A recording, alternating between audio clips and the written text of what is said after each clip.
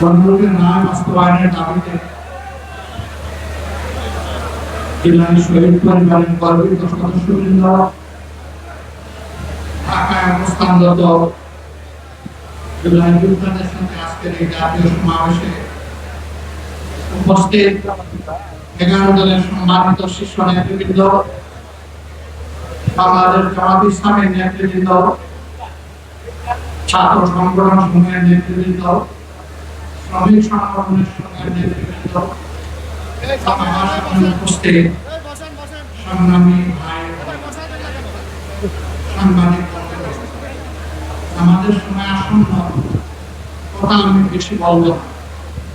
আমি শুধুমাত্র আপনাদের কাছে, দেশবাসীর কাছে, শহীদ পরিবারের কাছে, যোদ্ধাদের কাছে আমাদের দেওয়া ওয়াদা অঙ্গীকার আরেকবার পুনর্ব্যক্ত করার জন্য দাঁড়িয়েছি। সংসদের ভিতরে সরকারি দল, বিরোধী দলের এমপিরা যখন কথা বলে তখন সকলেই জুলাই যোদ্ধাদের কথা বলে, কেউ কেউ শরীফ উসমান হাদি শহীদের কথা বলে, কিন্তু কার্য আমরা সরকারি দল থেকে তার উল্টা দুইটা ভোট একসাথে হলো, একটা ভোটের রায় তাদের পক্ষে গেল মেনে নিলে তারা দাবি করে ৫৯% মানুষ তাদেরকে ভোট দিয়েছে। আরেকটা ভোটে জনগণ ৭০ বা ১৫ হা বলেছে, তারা ৫১% মানে কিন্তু ৭০% মানে না। এটা লজ্জা, এটা দুঃখ। ওই ৭০%-এর রায় যদি বাস্তবায়ন হবে, বাংলাদেশ থেকে সত্যিকার অর্থে সেদিনই স্বৈরতন্ত্র বা ফ্যাসিবাদ বিদায় হবে। বিএনপি প্রত্যেকটি বিষয়ে কথিত পালিয়ে যাওয়া ফ্যাসিবাদের রাস্তা ধরে হাঁটা শুরু করেছে। আমরা একসাথে মজদুর ছিলাম, বিনয়ের সাথে বলতে চাই, হাজার চেষ্টা করে ওই আওয়ামী লীগ হতে পারবেন না, দুর্বল আওয়ামী লীগ হতে পারবে। সেই আওয়ামী লীগ যারা জাতিকে নিয়ে, বিরোধীদেরকে নিয়ে কেন্দ্র বিদ্রোহ করে, আজকে তারা কোথায়? আপনারা একই কাজ শুরু করেছেন।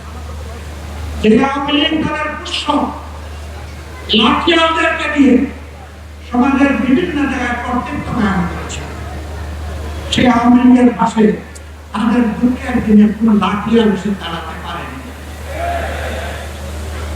আফসোসের বিষয়, রাষ্ট্রের মৌলিক যে সমস্ত জায়গায় পরিবর্তন দরকার, সুশাসন কায়েমের জন্য, সত্যিকারের স্বাধীনতার স্বার্থের মধ্যে দেওয়ার জন্য প্রত্যেকটি বিষয়ে বিএনপি বিরোধিতা করেছে। এটি জাতির সাথে সুস্পষ্ট কথা। তারা তাদের দেওয়া ৩১ কর্মসূচি সংস্কারে তাদের ইশতেহার, এটাও তারা বিরোধী। আমার মনে হয় তারা যে বিরোধিতা করছে, এই জ্ঞানটা ওদের তারা হারিয়ে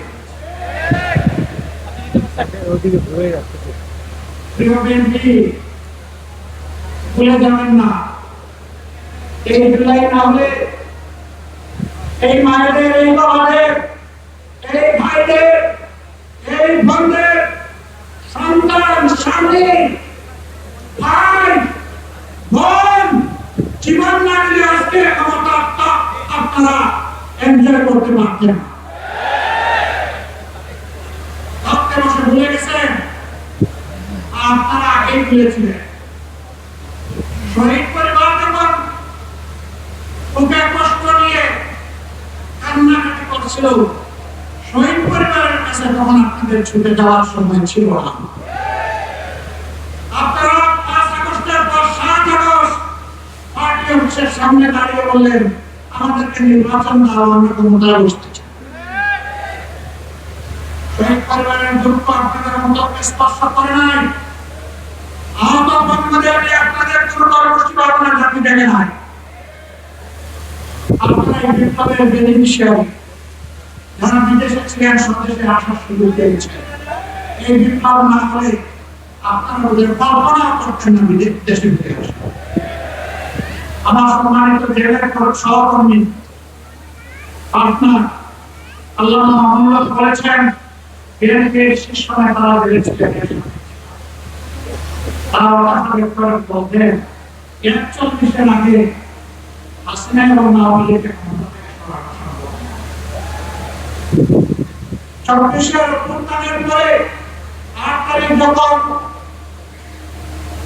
বঙ্গভবনে শপথ নিলেন উপদেষ্টারা, বিএনপির বাংলাদেশের উপস্থিত সর্বোচ্চ পর্যায়ের একজন নেতা এখন তো ড্রোন আসবে। আমি কিছু না বলে আসমানের দিকে আমার এই আঙ্গুল তিনি বলেন আসলে এটা কোথায় না এটাই না সে কোথায় দাম বলেছে। এখন কেউ কেউ দাবি করে অমুক আন্দোলনের রাস্তা নয়, অমুকের নেতৃত্বে আন্দোলন সফল হয়েছে। এগুলো সব ভুয়া।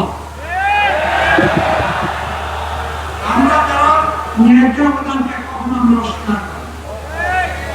আন্দোলন আমরা সবাই করেছি, কিন্তু আমরা তীরে ফিরতে পারি না। আমাদের তরি সমুদ্রে ভাসমান ছিল।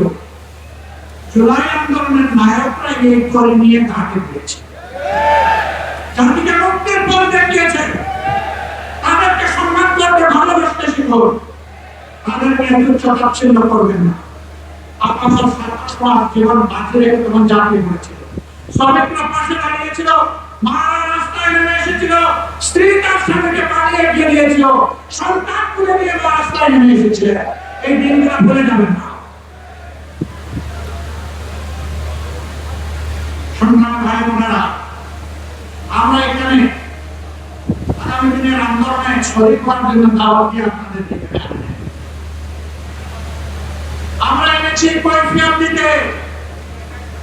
আপনাদের প্রত্যেক ব্যক্তি এবং পরিবারের কাছে আমাদের দায়বদ্ধতা আছে। আপনাদের কারণেই আজকে আমাদের এই রাজনীতি, এই সংসদে যাওয়া, এই নির্বাচনে অংশগ্রহণ করা। আমরা কি পারলাম কি পারলাম না তা আপনাদের জানার অধিকার আছে। সংসদে আমরা প্রথম দিনে দাবি তুলেছি, আমরা শপথ নিয়েছি, তারা শপথ নেন নাই। জাতির সাথে দেওয়া ওয়াদা ভঙ্গ করে জাতির সাথে তারা প্রতারণা করেছে। এরপরে যখন জাতিকে প্রতারিত করা হয়েছে, আমরা নোটিশ দিয়ে আলোচনার ব্যবস্থা করেছি, তারা তার বিরোধিতা করেছে। যে আইনগুলো সংশোধন না হলে, যে অপরাধের বাস্তবায়ন না হলে দেশবাদী শাসনের পরিবর্তন হবে না, সেই সবগুলা আগের মতো আগে সরকারের মতো আকার করতে তারা অবস্থা